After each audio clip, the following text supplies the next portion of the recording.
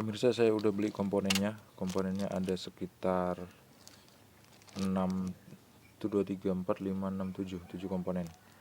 Yang komponen ini adalah dioda dengan tipe FR207. Ini dioda 3 ampere pemirsa.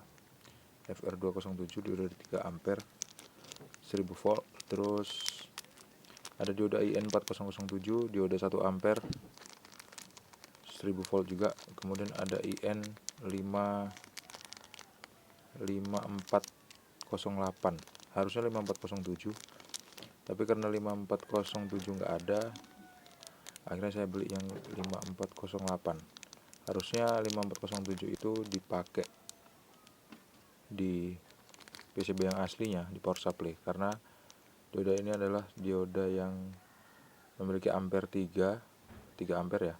Terus memiliki tegangan rating maksimal 800 volt. Tapi mau nggak mau saya harus pakai yang 3 ampere 1000 volt, yaitu kodenya adalah IN5408. Ini adalah dioda 3 ampere 1000 volt. Gak apa-apa deh, moga-moga bisa. Terus ada satu fuse pemirsa. Fuse-nya 3 ampere juga. Nah, saya juga beli satu buah MOSFET. Tipenya adalah 10N60. Ini yang baru, yang lama ini 10N60. Sekarang coba saya mau tes pakai avometer analog.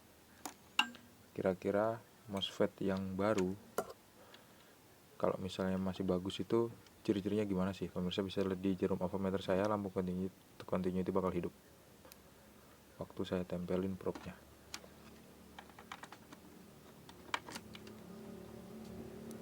Hidup ya. Jadi saya pakai cara seperti ini. Ukur pojok ke pojok nggak nyala. Nah, tapi ada nyala sedikit waktu kaki nomor 2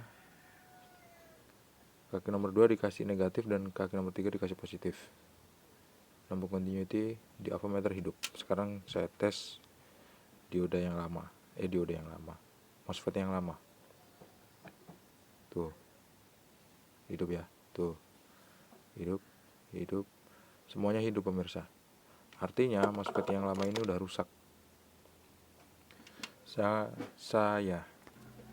sekarang mau pasang komponen-komponen itu di sini. Dan setelah saya pasang, saya bakal balik lagi ke pemirsa untuk nunjukin gimana hasilnya. Oh iya, udah saya catat kerusakannya apa aja. Ini dia. Dioda D7020, tipenya adalah RL207, D7017 RL207, D7014 IN4007, D7016 IN4007, D7001 IN5407. Yang ampernya adalah 3, kemudian voltasenya adalah 800 volt, kemudian fuse 3 ampere putus juga, kemudian ada MOSFET 10N60L atau 1060. Nah, lubang-lubangnya atau tempat-tempatnya ada di sini semua pemirsa. Ada di sini 1, 2, 3, 4, 5, terus 6 rusak semua. Saya udah cek dioda ini D7006, dioda dengan 3 kaki, diodanya masih bagus. Saya mau pasang dulu, terus waktu udah saya pasang semua, saya bakal balik lagi ke pemirsa. Pemirsa, udah saya pasang semua komponen-komponen yang saya tadi sebutin. Ada sekitar 1, 2, 3, 4, 5, 6, 7 komponen pemirsa, termasuk fuse. Fuse-nya udah saya tempel seperti ini. Fuse yang lama nggak saya cabut karena dudukannya nggak ada ya. Sebetulnya bisa dicariin dudukan fuse yang pakai kabel tuh, tapi kayaknya ini lebih praktis. Terus komponen-komponen yang lain seperti dioda, kemudian MOSFET juga udah terpasang dengan rapi.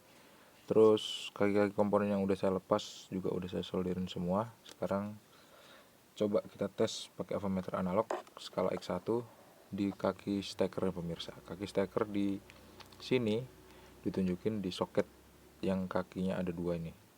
Ini kalau misalnya kita tes nanti, kalau korslet dia bakal nyambung terus, lampu continuity bakal hidup sampai jarumnya mentok ya. Kalau misalnya enggak, berarti kadang cuman naik ke kanan sedikit jarumnya terus balik lagi ke sebelah kiri. Atau kalau dibalik probe-nya dia nggak bakal nyambung. Nih, tuh bergerak sedikit terus turun lagi. Biasa itu karena ada elko-nya pemirsa ya. Terus kita balik, coba kita balik,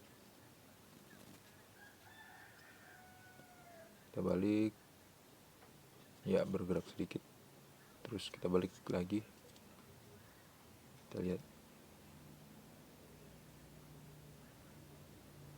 nyambung sedikit pemirsa. Lagi kita balik, nyambung sedikit. Terus kita rangkai habis ini ke kabel-kabelnya, terus kita tes gimana hasilnya.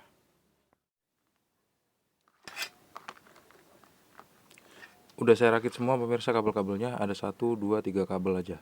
Terus stekernya saya mau colokin ke arus listrik 220 volt. Moga-moga nggak ada yang korslet. Kalau misalnya ada korslet, lampu lighting saya bakal mati. Terus biasanya ada muncul percikan api di sini atau suara meledak. Moga-moga nggak kenapa-napa. Bismillah.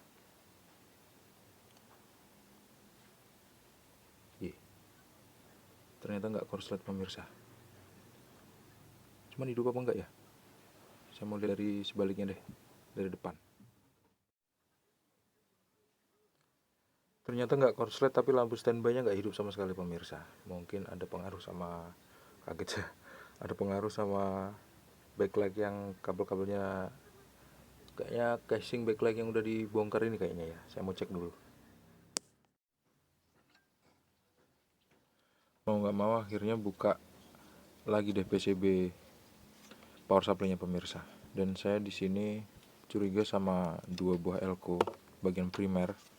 Elko-nya berukuran 50 volt 4,7 mikrofarad dan 50 volt 22 mikrofarad.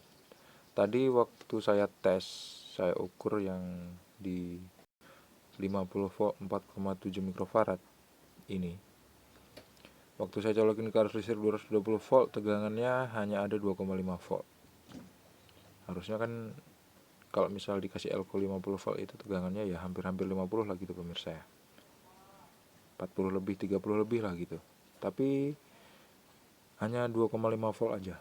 Terus yang di elko satu lagi C7013, yang tadi itu C7012. C7013 itu elko-nya berukuran 50 volt 2,2 mikrofarad. 22 mikrofarad. Tapi nggak ada tegangannya sama sekali. Jadi 2 buah elko ini, satu ada tegangan tapi kecil, satu nggak ada tegangan sama sekali. Terus di sini kan ada IC ya pemirsa. IC dengan kode U7001 yang saya tunjuk di depan jempol saya ini. Saya tadi udah cari ke toko elektronik tapi nggak ada katanya. Tapi saya juga nggak coba cari MOSFET ini. Di bagian sekunder. Saya belum curiga ke MOSFET bagian sekunder. Kayak problem ini masih ada di kisaran primer. Saya udah beliin 2 buah elko untuk mengganti elko yang saya sebutin tadi. Ini dia. Dan elko ini saya coba mau cek dulu pakai avometer analog, karena komponen tester saya rusak kemarin. Mau nggak mau harus cari lagi deh komponen testernya. Sayang banget. Coba saya lihat. Iya. Ini yang berukuran 4,7 mikrofarad. Kayak gitu tadi ya bergeraknya avometernya pemirsa. Nggak terlalu bisa dibaca sama avometer analog sebetulnya.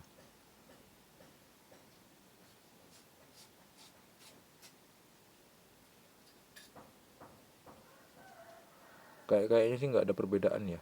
Cuman siapa tahu. Saya mau ganti dulu ke 2 buah elko ini. Setelah itu saya bakal balik lagi ke pemirsa. Pemirsa, akhirnya saya mau coba pakai mesin yang lain ya.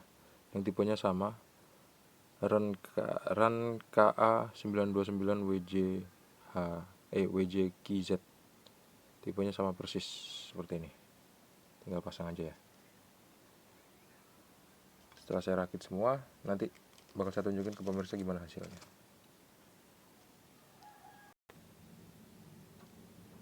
Colokin kabel backlightnya, terus kabel ke mesin TV, habis itu kabel stekernya pemirsa.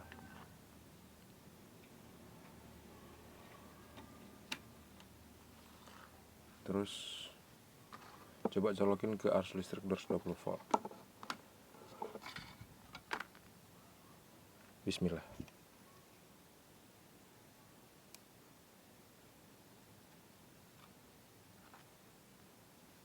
Yes, lampunya standby pemirsa. Tuh, lampunya standby warna hijau ya. Coba kita lihat dari depan. Oh, hidup tuh. Tuh, lampunya hidup tuh. Oke. Tapi di power supply-nya tuh kayak kedengeran ada suara mendesis gitu. Semoga aja nggak apa-apa. Kita lihat dari depan ya. Oke, keluar raster. Mantap.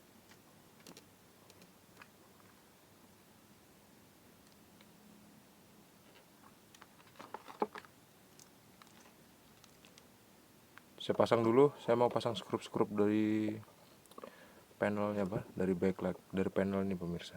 Casing backlight ini saya mau coba cari skrup, saya mau pasang skrupnya. Habis itu tinggal saya colokin input TV ya pemirsa. Entah itu antena, entah itu dari STB atau receiver. Pemirsa udah saya berdiriin, terus udah saya tutup cover belakangnya, tapi belum disekrup, dan sekarang saya udah kasih STB. Itu dia. Tinggal saya colokin aja ke arus listrik 220 volt stekernya nih pemirsa. Terus kita lihat keluar gambarnya apa enggak.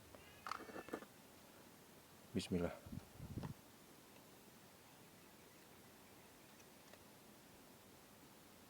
Standby. Lampu powernya hidup.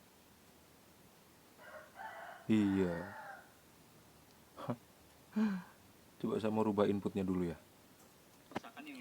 Alhamdulillah, akhirnya TV-nya normal pemirsa, bisa hidup dan suaranya pun keluar normal tuh.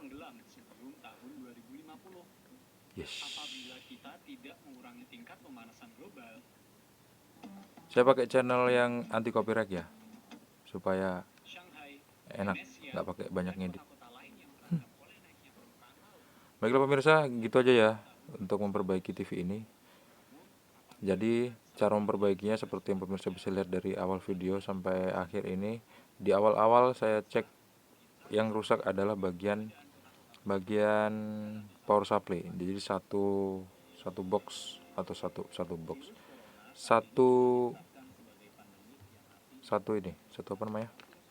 papan power supply itu rusak semua, dan komponen-komponen yang rusak udah saya ganti. Habis itu dia belum hidup normal pemirsa. Akhirnya saya coba cari papan TV yang lain yang kira-kira masih bisa dipakai, terus saya pasang, ternyata bisa.